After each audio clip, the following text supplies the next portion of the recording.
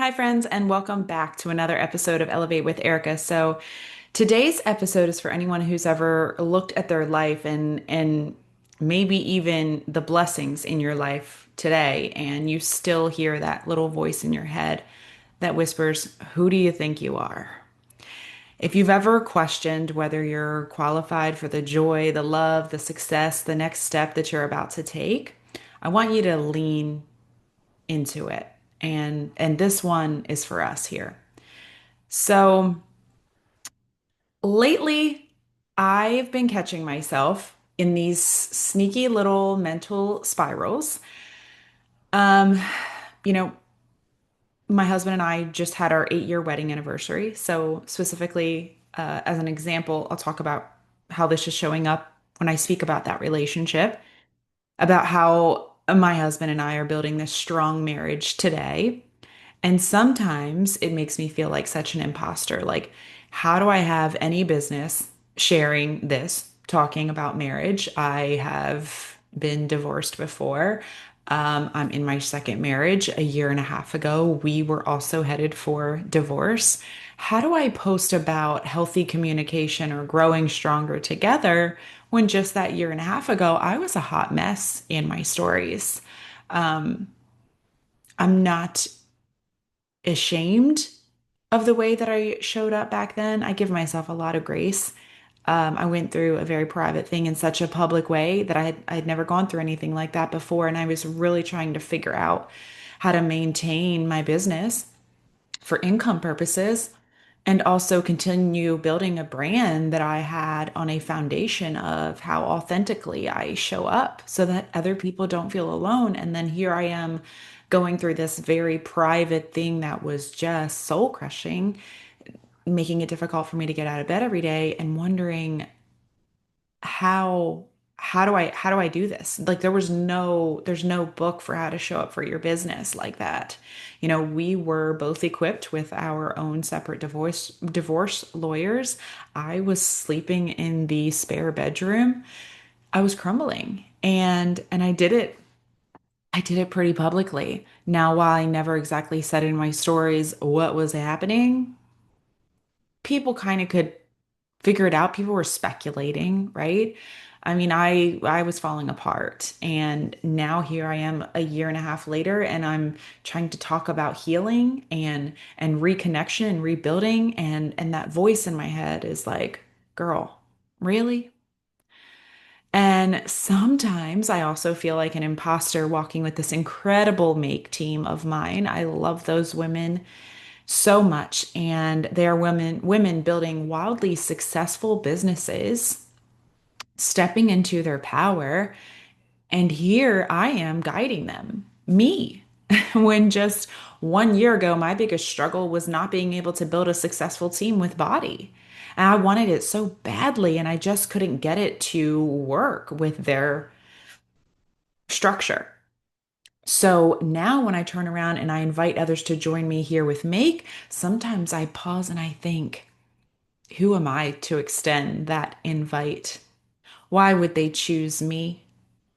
And if I'm being honest, I've found myself feeling it even more lately, like standing shoulder to shoulder with some of the top leaders at Make, women that I used to dream of locking arms with, women that I used to watch from the sidelines and wish that I could grow with and travel with and learn from and share space with.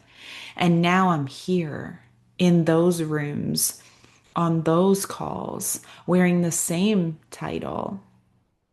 And I have to tell you, I remember very vividly back at our first convention together with Make Wellness. It was their very first annual convention called Make One. And so it was my first time getting together with these women, very highly successful women that I chose to lock arms with and run with this little startup company. Very first time in the same room with them.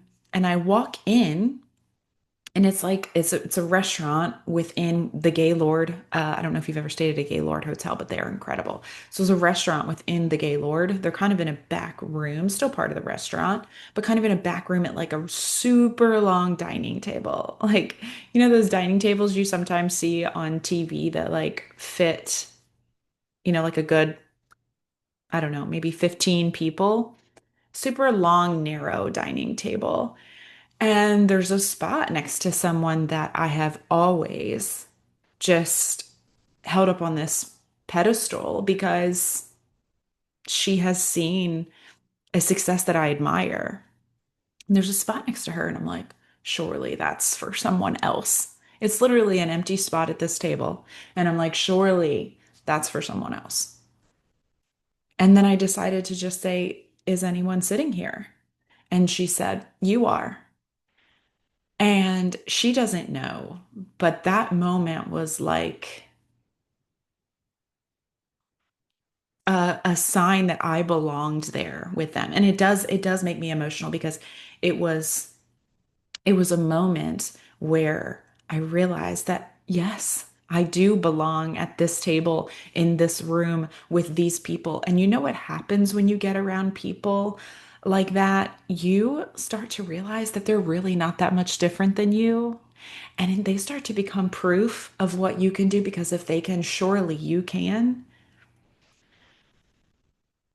And still, I find myself sometimes hearing the whisper of, who do you think you are to be here, to stand here, to speak on these calls, to go on this trip that you've earned, right?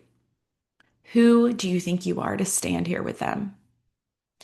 And even something as joyful as packing for our 8-day family cruise, we leave 1 week from the day that I'm recording this. We actually like set out on our cruise. And I'm like in the middle of packing and I hear this imposter voice that creeps in and I'm folding the clothes and I'm organizing sunscreen and making a mental inventory of what snacks we should take on the plane and I literally caught myself thinking, you can't afford this. Even though I very well can, even though I did, even though I am making more income right now for my family than I ever have in my entire life, even if I had stayed at the government job I was in that held the title that was so respected by others because it was understood, even if I had held on to that government job and played out the 30 years of that pay scale, I wouldn't have reached the level of income that I'm at today. And still, that doubt slips in. Who are you to take your family on this cruise? Who are you to afford this life? It's wild, right? How even in our answered prayers, that we can still feel so undeserving. So I had this moment with God this morning, and I said, God, I know this voice isn't yours, this doubt, because I was having a moment, that moment where I was like, you can't afford this. Like, what are you doing? You should like, even a slight little moment that was like, you should cancel this. You need to like hoard all this money. And I told God, I said, I know this voice isn't yours. This doubt, that's the enemy trying to keep me small, trying to keep me ashamed, trying to keep me stuck in my past instead of present in my blessings.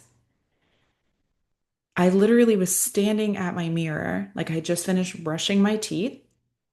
I had my workout clothes on to start my morning routine. And like, you know how you have that voice going in your head, sometimes subconsciously, but actually I was very aware of what was being said in my head that I couldn't afford it. And I literally just stopped and I closed my eyes and it was dead silence. My husband was still asleep and I put my hands on the bathroom sink.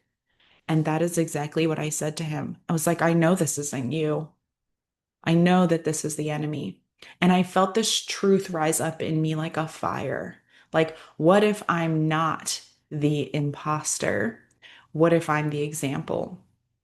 What if God is using me to show what he can do with what looked like a worst case scenario to me? Because let's be real, rock bottom doesn't disqualify you, it positions you. and it prepares you. It gives you empathy and compassion and perspective, and it gives you a story. So what I used to see as a failure was actually a pivot, a divine redirection. And one of my favorite reminders is this: God doesn't waste pain.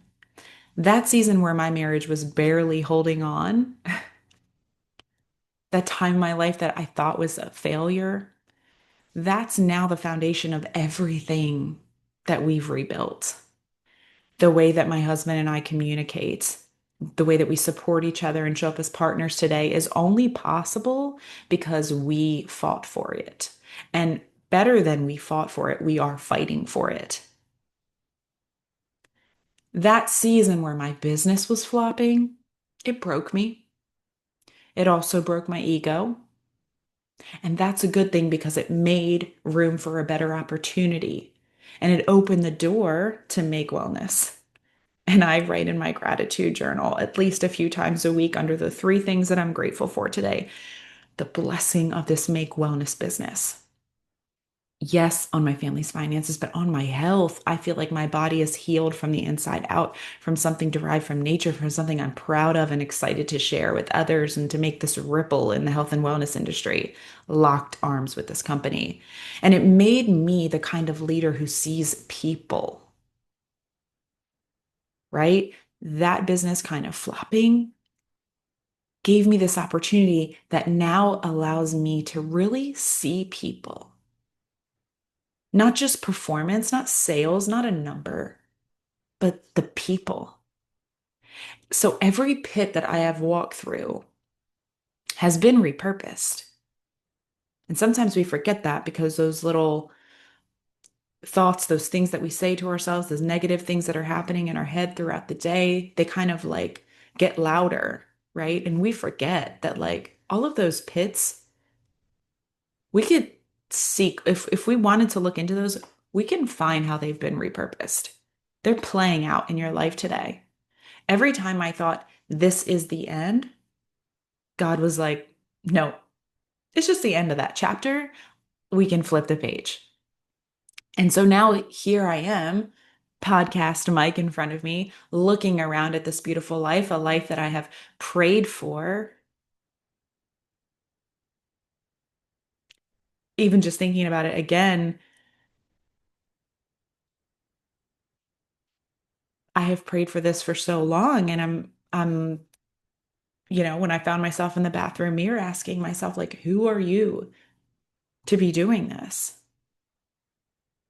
Finding myself still feeling that uninvited guest at the table, even though I have all these answered blessings around me. The uninvited guest at the table being that doubt, right? So if you have ever felt like an imposter, I want you to ask yourself, I want you to stop like I did this morning and put your hands on that bathroom sink and just close your eyes and it's just you in there. And I need you to ask yourself, look in the mirror and ask yourself, who told you that? And once you get done, close your eyes and talk to God because that voice is not God's. And you need to talk to God so that that his voice is louder than the enemy's. Because God doesn't say you're unworthy. God says you are chosen. God doesn't say, remember what you did. God says, let me show you what I'll do through you. So today, with you, I am flipping the script. This has always been, right? This has always been a come along with me podcast, not a listen to me. I'm up here. I know everything. Today, I'm flipping the script with you. This is something I'm actively working through. I'm not going to let the enemy silence me with shame. I'm not going to let my past hold me hostage from the present that I prayed for, that I'm in. If you're feeling like an imposter in this season, let me lovingly remind you that your pain didn't disqualify you, it equipped you for what he has next for you. Your story isn't shameful, it's powerful. And your presence in this moment, you didn't stumble into it, you were called to it. I'm still learning to sit with my blessings without side-eyeing them, to trust that I am worthy, that I am the woman for this job, that I'm allowed to enjoy the fruit of the life I've worked and prayed so hard to rebuild, and so are you. There's a section of the journal that I self-published last year, the driver's seat journal, where I ask you to list any kind of limiting beliefs that you're feeling right now. And then I ask you to write down what would your highest self tell you in that moment in response to those things that you listed.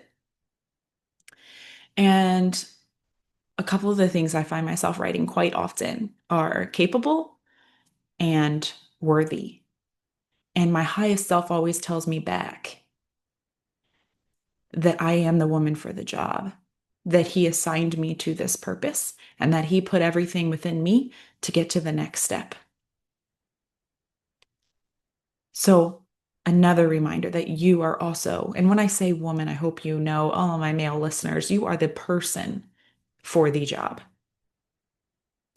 So, friend, if you're in the pit, I want you to keep going. If you've just come out of one, like I feel like I'm crawling out of that pit, don't look back at that with shame. I want you to look back and say, God, I see what you did there. Because he's not done, and neither are you. Until next time, keep elevating, keep walking in truth, and keep using your voice because it's needed. You are needed.